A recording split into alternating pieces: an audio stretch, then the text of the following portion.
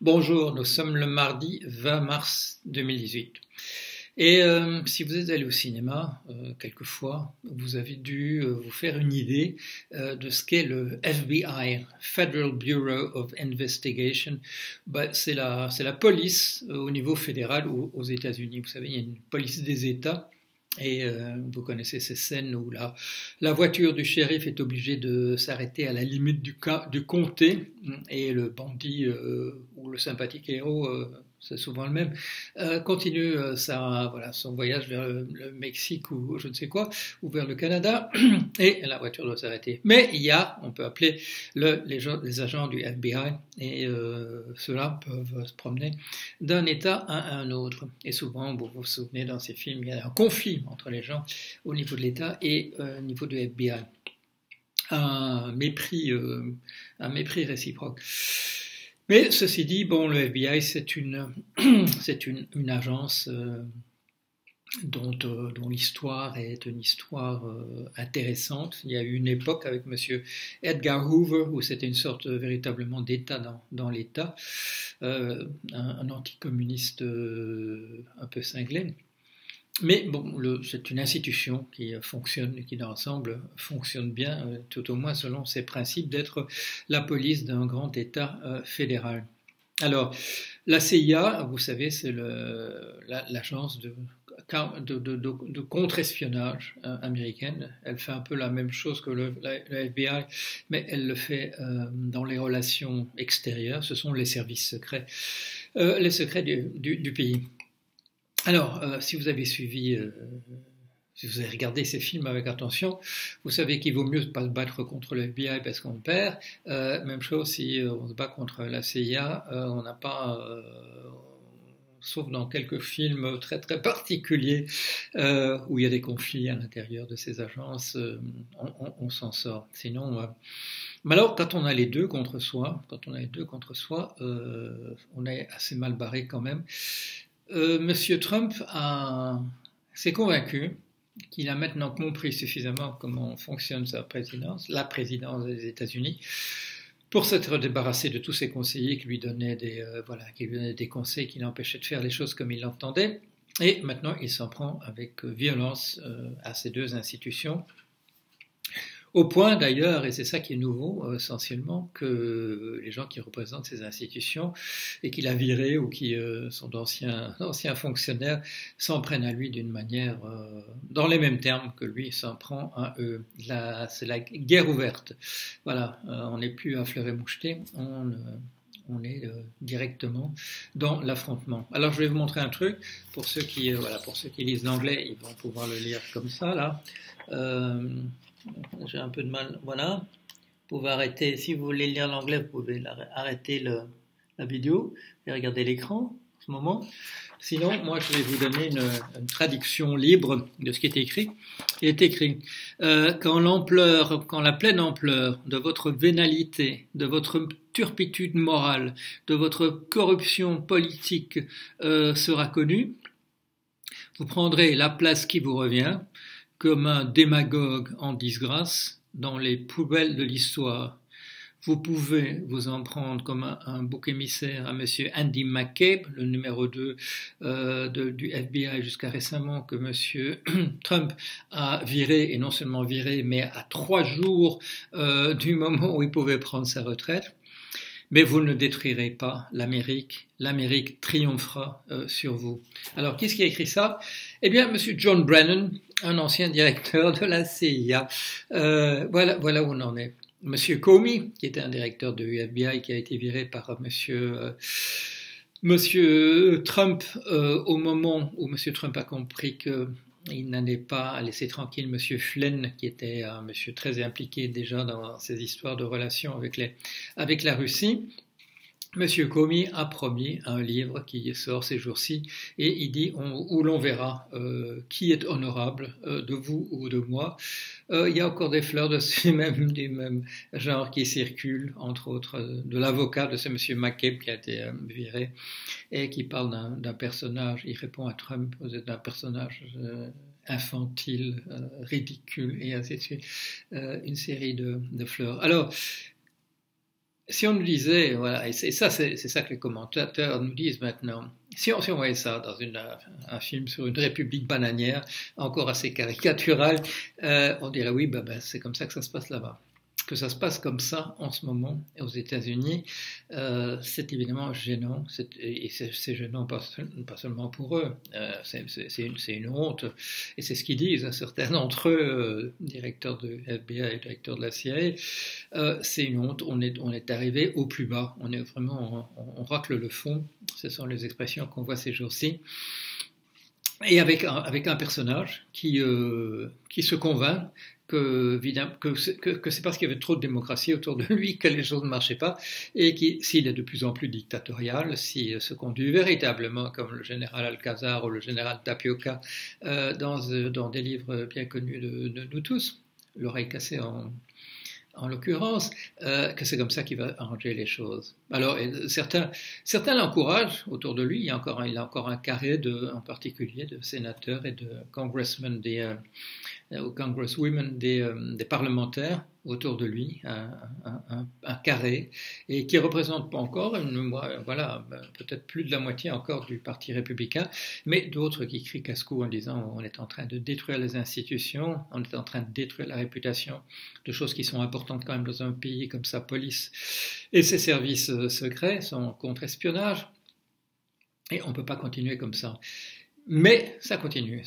Pourquoi? Essentiellement parce qu'il n'y a pas une majorité démocrate qui pourrait lancer une procédure d'impeachment, c'est-à-dire de destitution de ce président. Et donc il peut non seulement continuer, mais il peut continuer de se convaincre qu'il a trouvé le style. Il a trouvé maintenant comment il fallait faire, et que c'était en se débarrassant des gens qui lui mettaient des freins ou lui expliquaient comment ça marchait avant, ce qui finalement n'était pas du tout utile de son point de vue. Alors, qu'est-ce qui va se passer? Est-ce que les contre-pouvoirs seront suffisants?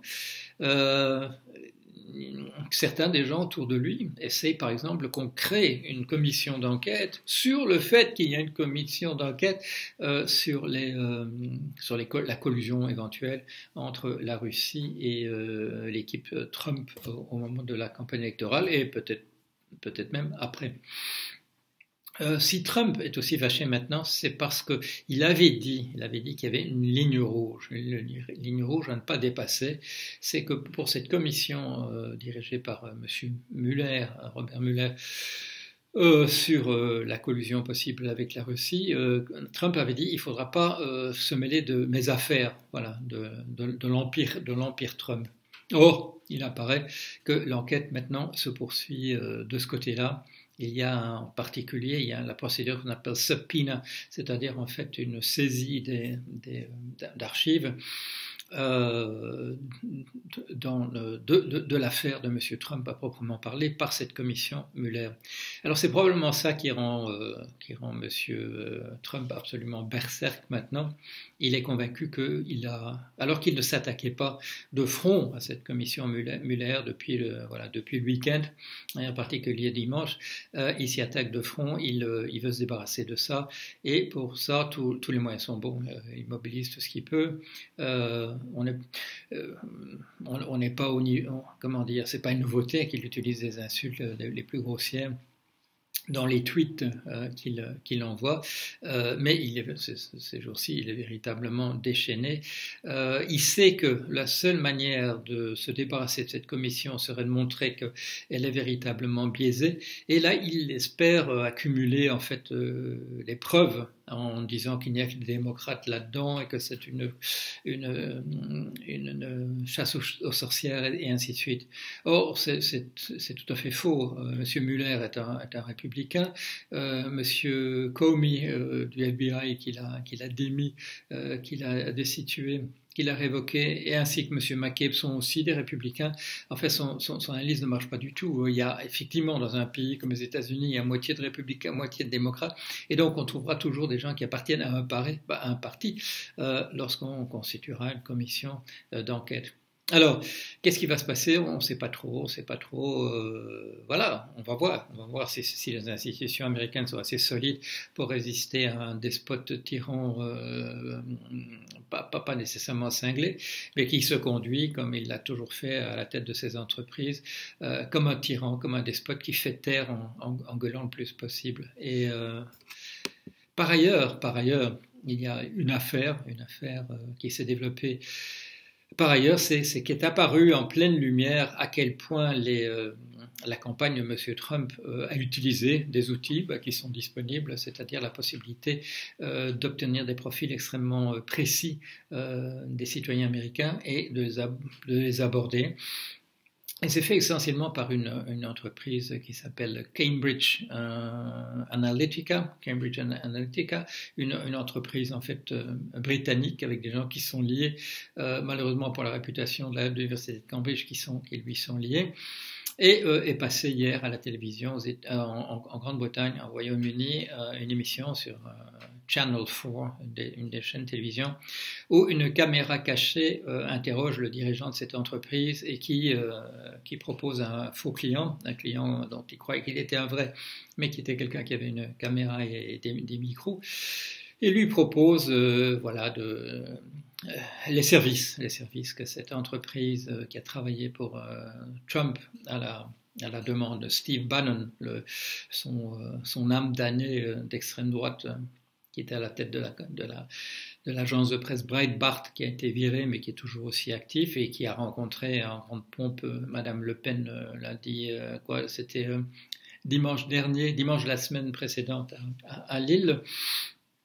Cette compagnie offre de ternir la réputation de gens par des fausses nouvelles. Le directeur insiste que pour descendre quelqu'un, il n'est pas nécessaire même que les informations soient vraies. Il suffit que les gens le croient.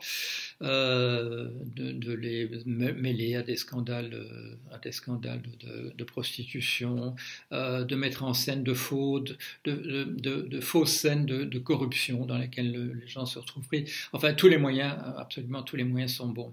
Et la compagnie Facebook se trouve avoir été même pas bernée parce qu'elle a accepté de travailler avec des gens dans ces conditions-là, en leur demandant simplement de supprimer les données une fois qu'il n'en avait plus besoin, mais sans vérification aucune, sans aucun audit, sans aucune véritable politique d'essayer de gérer ces informations disponibles sur le public. Alors, qu'est-ce qui s'est passé hier? Le prix de l'action de Facebook a baissé de 7%, et donc voilà, tout le monde en parle parce que ça se passe maintenant à la bourse et ça montre où on en est. Et donc, ce que ça révèle, parce que ça révèle bien entendu, c'est ce dont je parlais dans quelques vidéos récentes. Il y a une guerre de tout le monde contre tout le monde. C'est évidemment, ça caractérise les périodes de transition. Tous les moyens sont bons pour ternir la réputation de quelqu'un, surtout quelqu'un qui essaie de changer les choses, les moyens dont on dispose maintenant grâce au big data, aux méthodes statistiques de data mining, etc., rendent les choses encore plus faciles, On peut, si vous apprenez demain que j'ai tué mon père et ma mère, sachez bien que c'est simplement parce que les méthodes sont excellentes maintenant, et aussi ce sera vouloir dire qu'on me prend enfin au sérieux. Donc préparez-vous pour ça. J'y suis prêt également. Il vaut mieux évidemment pas avoir grand-chose dans les dossiers pour être préparé de la meilleure manière. Je crois que c'est mon cas. Mais attendons-nous à tout, puisque tout est maintenant possible. Il y a des données sur absolument tout. Tout le monde est surveillé. Pas seulement. Les services secrets savent pas seulement ce que je vous raconte là, mais ils savent tout le reste. Et donc, on est dans un monde comme celui-là, de la manipulation, du mensonge. On n'est même plus dans la société du spectacle, comme disait l'ami de bord. Non, on est dans la société du guignol. On est la société du guignol avancé. Enfin voilà, il y a des choses à raconter. J'essaie de vous tenir au courant sur des choses que vous n'avez peut-être pas entendues parce que vous lisez peut-être pas 50 articles dans la presse anglo-saxonne tous les jours. Et donc voilà, je vous en tire la substantifique moelle et je vous tiens au courant. Allez, à bientôt.